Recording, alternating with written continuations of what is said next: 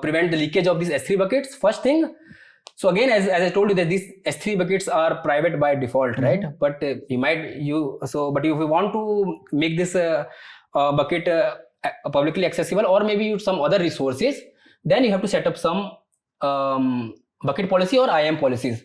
So you have to audit your access policies that are attached to this bucket. That's what you can do, and you can maybe possibly can find a misconfiguration there.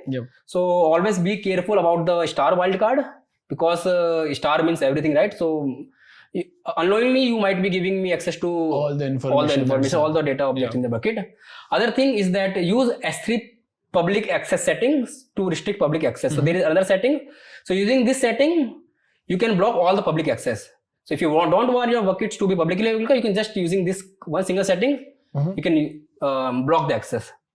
That's what you can do for prevent the leakage of your S3 buckets. And what are the prevention strategies for EC2?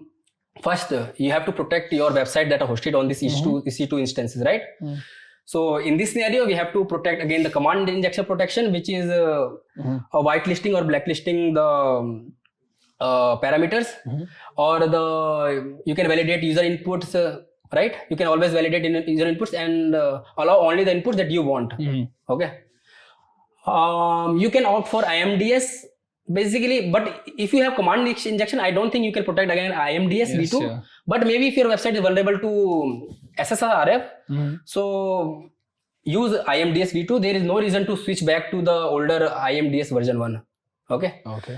And another thing is that restrict the IAM role permission access. Maybe that EC2 S3 role access we got, maybe don't require the download permissions from that bucket. Maybe.